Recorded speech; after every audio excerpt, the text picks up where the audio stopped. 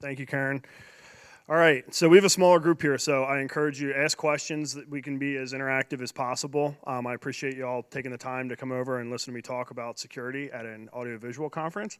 So I have a gauge of kind of who's in the room, can we just go around and kind of say who we're with, higher education, K through 12? We'll start in the back.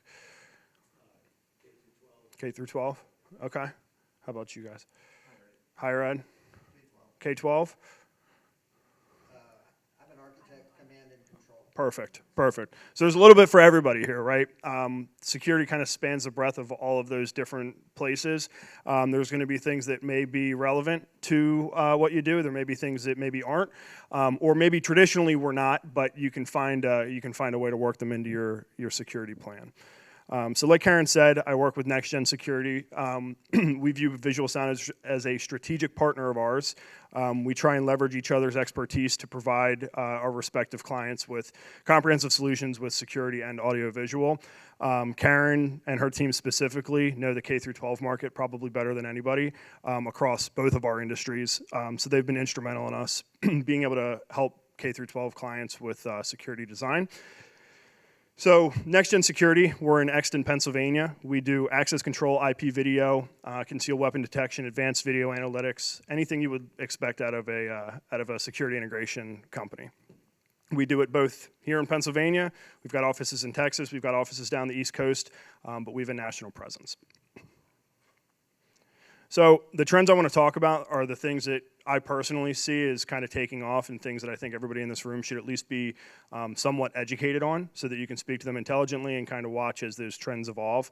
A few of those are AI and machine learning. This is not exclusive to security. I'm sure that every single person sitting in this room has been beaten to death with AI. Everything's AI. The stock market's exploding based on AI. You know what I mean? So I think that AI and machine learning is fueling all of these different trends that I'm seeing just based on increased processing power and things like that. But we'll get into it as we talk about individual technologies. I'm seeing a lot more in advanced video analytics. We're getting to the point of like a James Bond movie. It's eerie, but it's also comforting at the same time, the things that cameras are capable of nowadays, between facial recognition, behavioral recognition, things like that. Concealed weapon detection, if you came through the front door or the back door this morning, you saw we had the Evolve concealed weapon detection unit set up. Especially in the K through 12 market, this is something you should at least be educated on. It's not the best fit for every single institution, but like I said, this is the technology that is being deployed more than anything else that I've seen in K through 12. Biometrics are facial recognition, fingerprint, stuff like that. It's been a cornea reading. It's been around for a long time, but I'm seeing it become more prevalent because of this AI, machine learning, and some of the privacy stuff around it. And then cloud and security as a service is also blowing up specifically in the K through 12 market. So AI and machine learning, like I said, I think it's powering the future of electronic security, increasing processing power of devices from the edge all the way back to the head end. So your cameras are getting smarter, your servers are getting smarter, your software is getting smarter, your operators, some of them are getting smarter, some of them are getting dumber. Privacy and encryption, so this is historically a big issue with a lot of the technologies that I'm talking about. Nobody in this room probably feels comfortable with me coming around and taking pictures of your face and then storing them in my personal photo album. It's a little bit weird, right? So you wouldn't be happy if an institution was doing that. It's happening though. It's happening more and more every day, and it's the concern should be around how that information is being stored. A lot of how that information is being stored is through metadata. This is another word that we've all been kind of beaten to death with. So the metadata stuff is allowing things like pictures of your face to be stored without it actually being a picture of your face, and it's also allowing for things like Evolve to gather information on people walking through the concealed weapon detection units and identifying those weapons. Security and operations, so is anybody in here an actual, like, responsible for the security of their institution? Okay, so most are not, right? But you have some involvement with the operation of your school or your organization. So there's applications that are specific to security. There's applications that can be shared, though, across from security to audiovisual to facilities to classroom. You know what I mean? It's taking a look at the solutions that I'm going to talk about and thinking, hey, maybe there's applications outside of security. And then it being a force multiplier, right? Your schools only have so many resource officers, they can only have so many police. But if you have 100 cameras in your school, you're multiplying the eyes that you have across your campus by literally 100. So advanced video analytics, some of these logos would probably seem familiar. These are probably the 3 biggest names in the enterprise camera game. All 3 of these companies are on that cutting edge, pushing things like facial recognition, pushing things like behavioral recognition.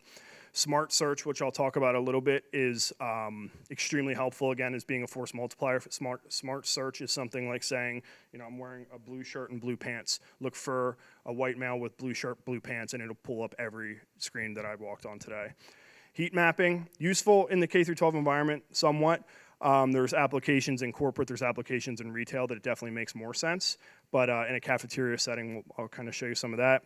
And then people counting, having an idea, rough idea how many people are in your facility is always important, whether it's for security or otherwise. So facial recognition. There's a product right now that is a little bit newer. It's called Usto. Usto is, in my opinion, the cutting edge of facial recognition technology. So Usto can be as innocent as applying it to a camera at your front door and saying, we load JJ's face in. When JJ walks up to the front door opens. Or JJ committed a crime, we're going to pull his Facebook picture off, load it into this database, and every time JJ hits one of our cameras, it's going to send my security guard an alert, and then that security guard is going to be dispatched.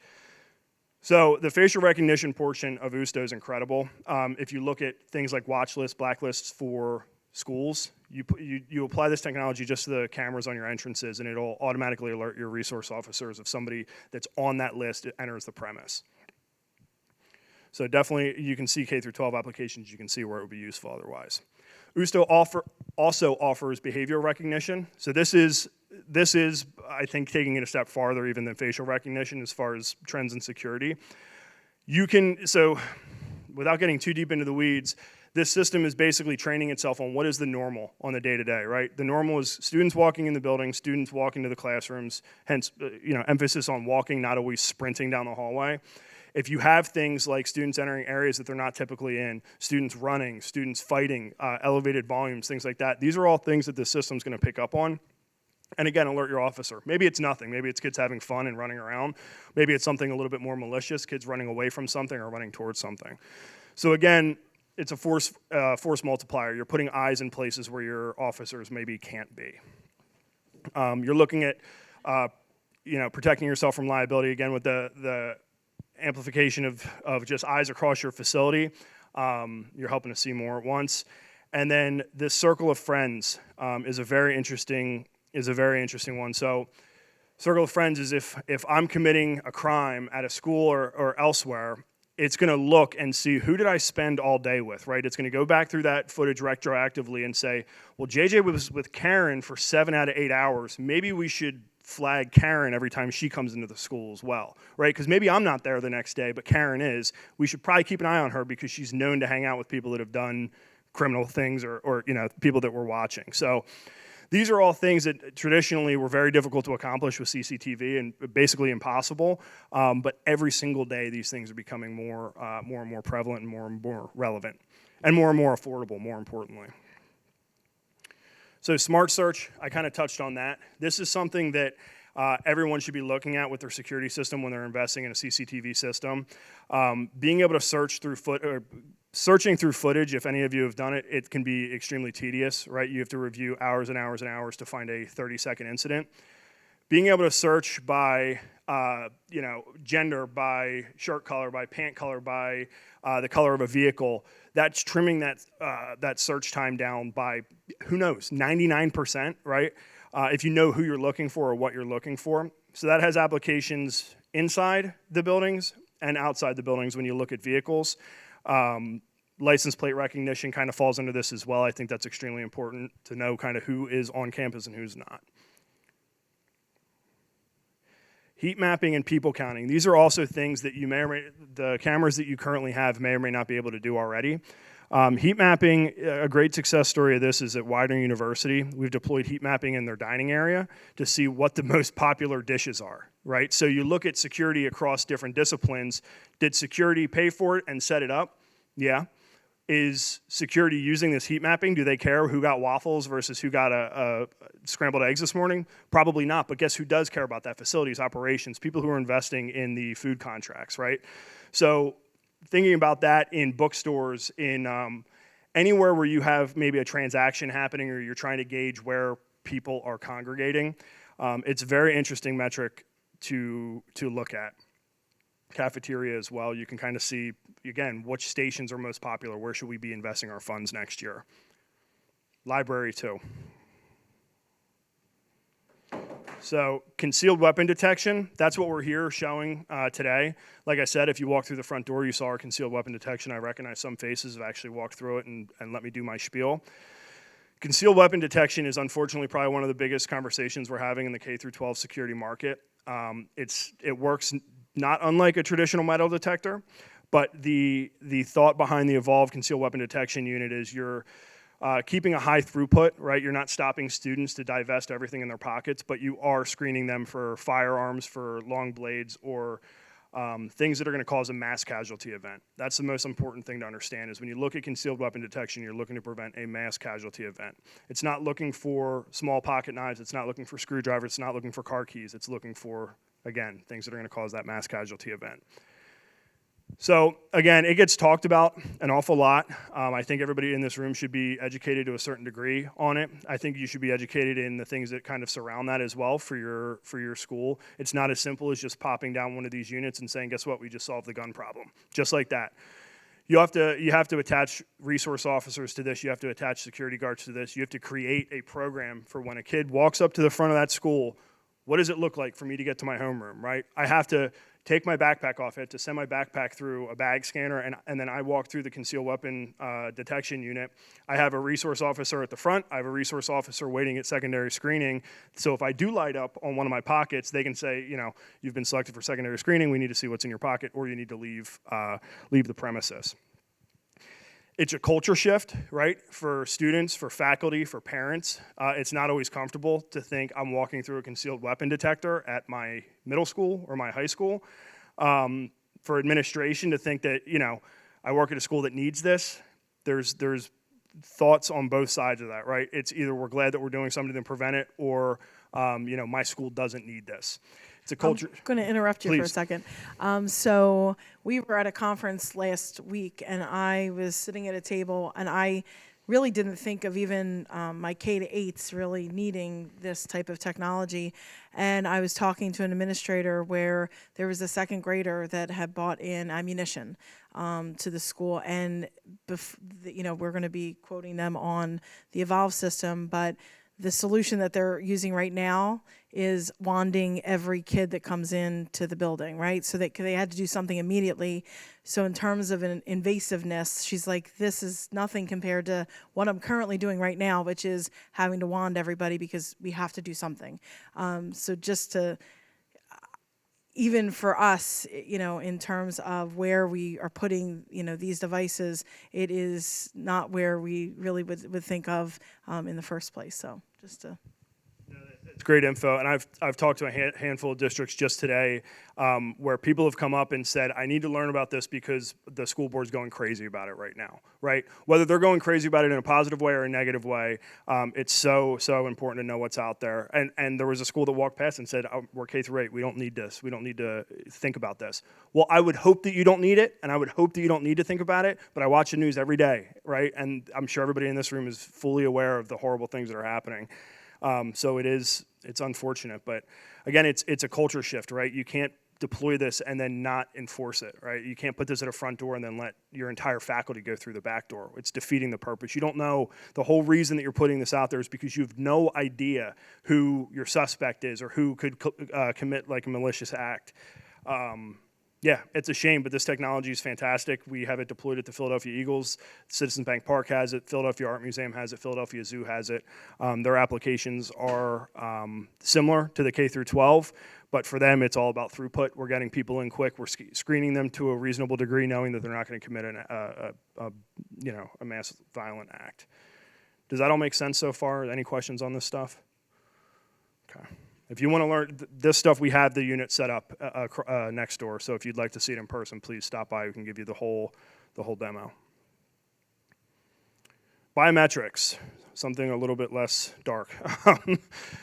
So biometrics have come a long way. Like I said, in the past, people have not wanted their faces screened. I hear it every single day, but if you've driven on the turnpike, people are taking pictures of your face. Have you ever gotten a speeding ticket on the turnpike? It's like eerie how, how well they get you going 90 miles an hour like this at night.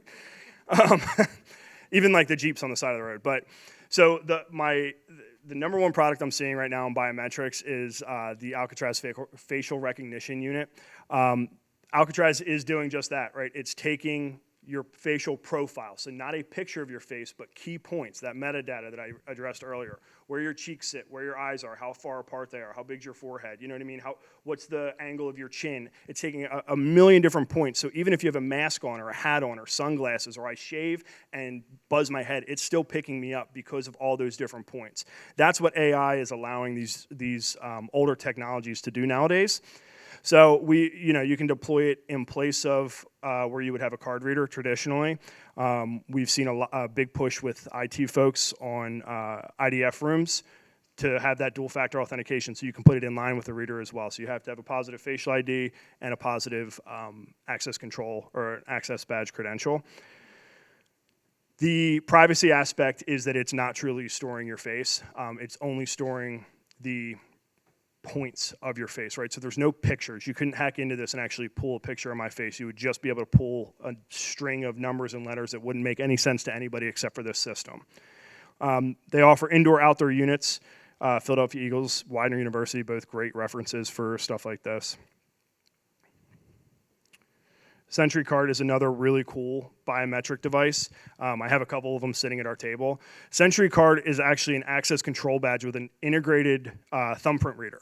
So the badge doesn't turn on unless your thumb is on that reader.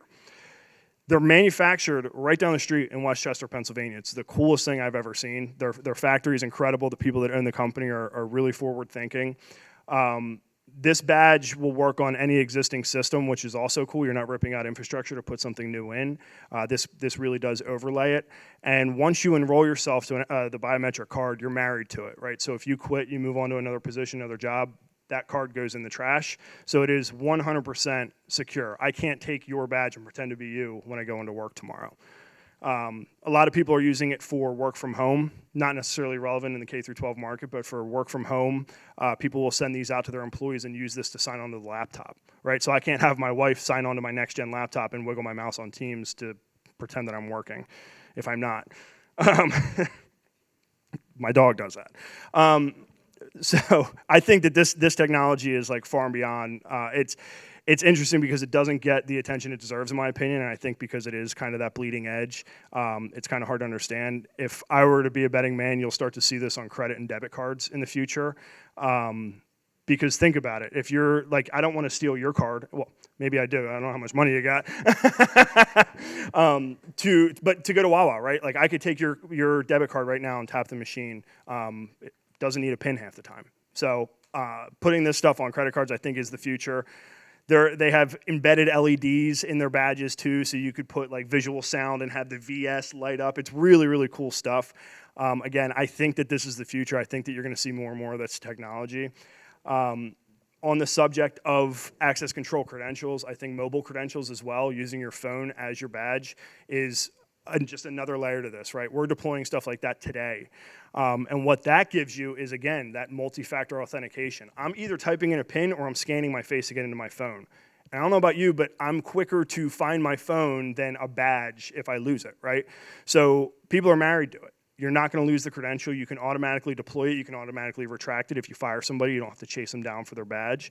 That stuff, I think that's next up. It's the subscription models and stuff right now are a little bit complicated, but I think in the next 2 years, you're going to really see that take over the traditional plastic badges anywhere, whether it be schools or businesses or whatever.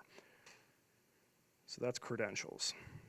And then security to service. This one is huge in the K-12 market. So if you are a school and you're involved with your security, I'm sure you've heard of a company, Verkada. They're on the cutting edge of security to service, but they're also on the cutting edge of being probably the most proprietary platform that's available. So things to consider is the first thing I talk about. This is what you want to look for, in my opinion, as a K through 12 institution, is what are you paying for when you talk about security as service?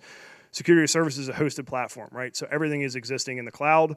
All your footage is stored in the cloud. Your credentials, the program is managed in the cloud. It's very important to understand, because this is a newer technology and these companies are newer, it's very important to understand exactly what you're buying. With something like Verkada, you're buying a subscription to their platform. You're also buying all of their hardware. Their hardware works with their platform.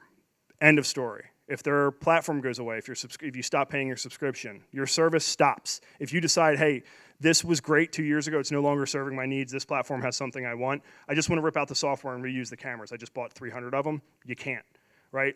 There's other platforms out there that offer the hardware that is non-proprietary, and I harp on this so much just because when you're making an investment on a security system as a school, as a business, as anybody, you want to be making a forward-thinking investment that isn't going to lock you into something proprietary down the road, because who knows what that landscape looks like in 5 years, right? These companies are, like I said, these companies are new, and they're specifically targeting K through 12 and higher education because they appear to be cheap, right? You spend $500,000 on a security system, you're buying the hardware. If you want to rip that out in 5 years, maybe it's $100,000 in new licensing, but that $400,000 that you invested in labor and materials for cameras, you're retaining that for another 5 years. Think about it. If you have to rip and replace all the hardware and the software at the same time, what did you really gain from that initial installation? So it's very, very important to consider those things. They have killer salespeople out there, way better than me, that kind of talk people in circles with this stuff, so I try and do my due diligence. Operating cost versus capital expense. Security as a service definitely hits like more operational costs, right? Subscription fees and things like that year over year. Hardware upgrades versus your traditional on-premise security deployment that has servers, that has cameras and workstations on premises. That's usually a one-time major purchase, and then you're paying a software support agreement or something like that down the road. So thinking about what is the best thing for my school, for my business, one-time purchase or reoccurring fee over however many years. Proprietary hardware, like I said, I harp on that just because me personally, I think it's immoral to sell something that isn't going to work. Open platform, 90% of the security industry is open platform, so why wouldn't you just stick with something like that? Cloud storage versus on-premise servers. This, again, is a preference thing, right? There's IT groups. I don't know if we have any IT folks in here today, but there's IT groups that would prefer to not have internet access on their network, right? They don't want their cameras streaming to the internet to be stored in an Amazon Web Services data center in Virginia or whatever. Those on-premise servers, though, have a lifespan, right? So you're investing $30,000 in a server, you get hopefully 5 to 7 years. They're running 24/7. They're not made of, whatever. So you're weighing those options, right? Are we going to lock into a subscription, or are we going to pay for it one time and plan to replace it in 5 to 7 years? In 5 to 7 years, on-premise servers may be a thing of the past, but I don't see that happening. And then reoccurring costs. When you're evaluating different security options, you want to understand the reoccurring costs, right? Because 99% of products, even if they say they're not, there is some sort of reoccurring cost, whether that is service and maintenance from your integrator, whether that is reoccurring licensing fee, whether that's a software support fee, or whether that is you actually paying for your cloud service year over year, month over month. It's very important to understand that stuff going into this stuff, because I have yet to see a school go out for a security RFP and it be below $100,000. Right? You're making significant investments into this stuff, so you want to be as educated as humanly possible. So that's security as a service. That makes sense, everybody, for the most part? And that's all I got. Is my information. So thank you guys for listening. Thank you guys for hearing me out. If you have any questions, I'm here. Absolutely. Shoot. Here, actually, I'm going to. Oh yeah.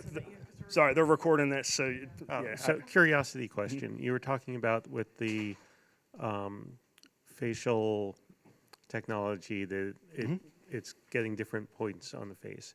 Is that, and that's what's getting stored rather than the picture of Correct. The person. But is that reversible so that like you can decrypt it to get an image of the face based on those points? Based on everything the manufacturer says, no. So that encryption is, again, it's a stored string. So it's not let me back up. When my face gets stored, it gets converted to that string of information. It's not getting unconverted on the back end to determine whether or not that's me. The software is interpreting that string of data and that string of data only, right? So it doesn't go back ever. You know, it's just related to like point A1, point B2. That's all it is. So it wouldn't be able to go backwards.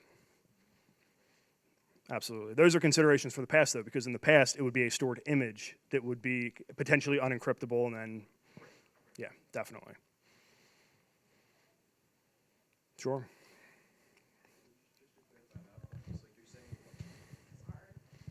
So just to clarify what you're saying, it's almost like the outline of a face more than the face itself in the metadata? That's a simple way to put it. Sweet. That's a simple way to put it. Yeah, the outline of the face and just like the angles and the points. And it's hard to describe. Basically, it's gathering enough based on just this area that you could wear a mask and a hat and it's going to pick you up the same as if you had nothing on your face, right? There's plenty of technology out there doing it. Alcatraz is, in my opinion, the safest and probably the leader in that field. But yeah.